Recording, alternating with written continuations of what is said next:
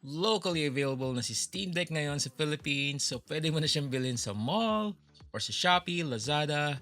Grabe, merry ang Pasko ng mga gamers natin ngayon. And watch till the end and I'll be sharing you kung saan ka pwede bumili ng pinakamurang Steam Deck na pwedeng cash on delivery, and kung sakali mang magkaubusan doon, may marirecommend pa akong isang legit seller na pwede niyong bilhan. So, balik tayo sa topic. I guess ang problema mo na ngayon is kung anong Steam Deck ba ang bibilhin ko. 64GB, 256GB, or 512GB. Actually, problema ko din yung mga subscribers ko eh. A sub from you would be really awesome.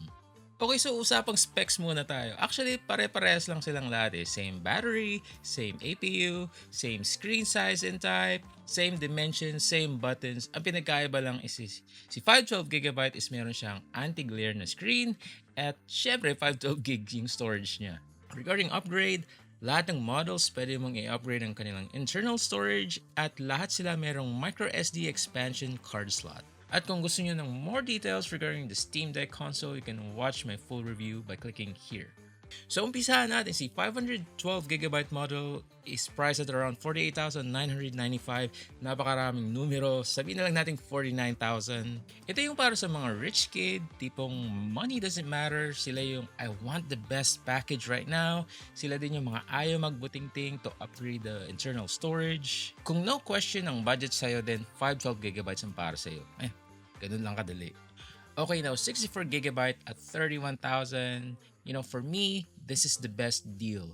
Okay, sa mga enthusiasts, actually napakalaki ng matitipid mo kasi if you upgrade it yourself and just buy a 512GB NVMe SSD card, I got mine for 2,500, and pag tinotal mo ang gastos mo, papatak lang to around 33,500 compared to the 49,500 na 512GB model. So 15,000 pesos ang matitipid mo. Malaking bagay na rin yun. Okay, next. Ito yung sa mga tipong, okay, sabihin natin, yung mga saktong-sakto lang ang budget. Ini-expect nyo na this is the perfect one for you, no? Well, listen first. First is you are open to a lot of upgrade path. Okay, sabihin natin, ngayong Pasko, naka-Steam Deck ka with the 64GB, pwede ka maglaro ng mga emulated games, or meron dyang napakaraming piling-piling game na pwede mong ma-install sa 64GB. Or maybe next sahod or next month, pwede ka mag-upgrade ng micro SD or SSD.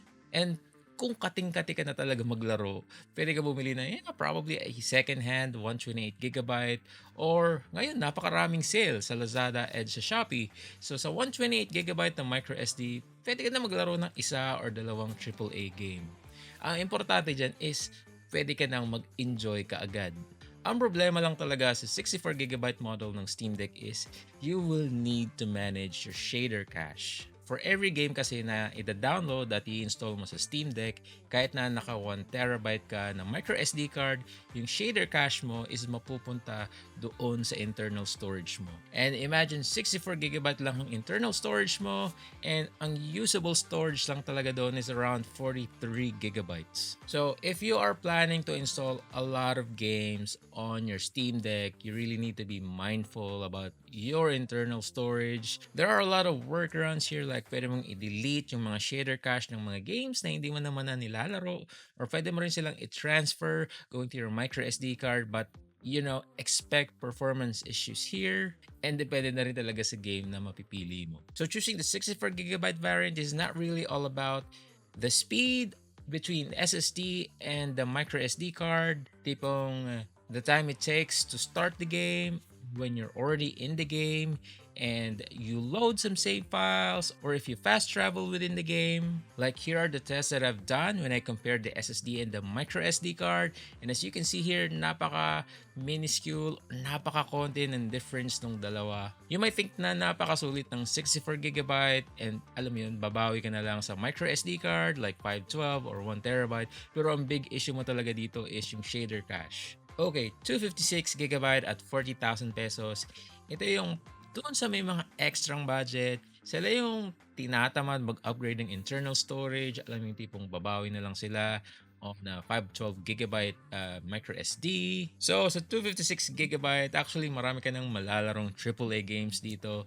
meron ka ditong 227 na usable space. So for example, ito ang tatlong games na pwede mong malaro like Cyberpunk at 67 GB, Witcher 3 at 50 GB, and Spider-Man Remastered at around 80 GB. So meron ka pang extra 30 gigs for your probably indie games or emulated games. Pero literally, the 256 gig, ano na yan? Plug and play na yan. No, no. What I mean is, download and play. Literal, wala ka nang ibang iisipin pa. Wala ka ring magiging issues sa shader cache because 256 GB is big enough. So there, I hope I was able to help you guys with your buying decision.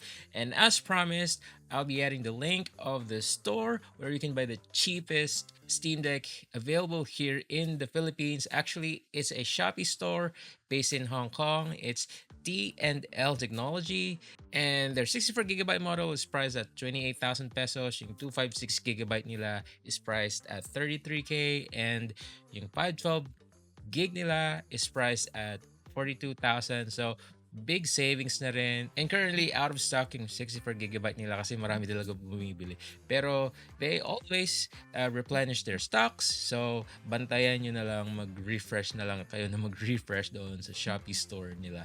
At kung sakali man na hindi na mag-restock at gusto nyo na talaga magkaroon ng Steam Deck, I'll be adding my good friend's Facebook down on the description below. His name is Eric Japko. He's been sikat yun eh. I don't really need to vouch for that guy, but he's been in the business for a long time. And if you want to buy, Steam Deck, just send him a message. And there, sabihin nyo lang na refer ko kayo sa kanya. And if you have any questions, feel free to comment it down below.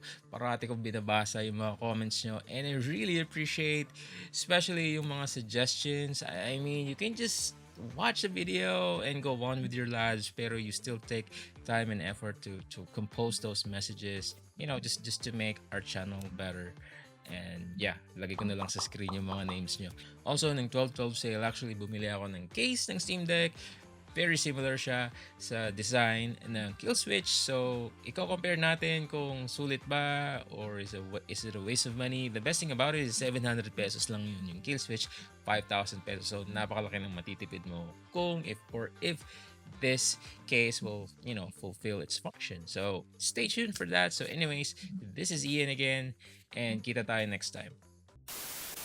And regarding upgrade, actually lahat sila pwede mong i-upgrade ang internal storage, and lahat din sila merong micro SD external expansion. What the fuck?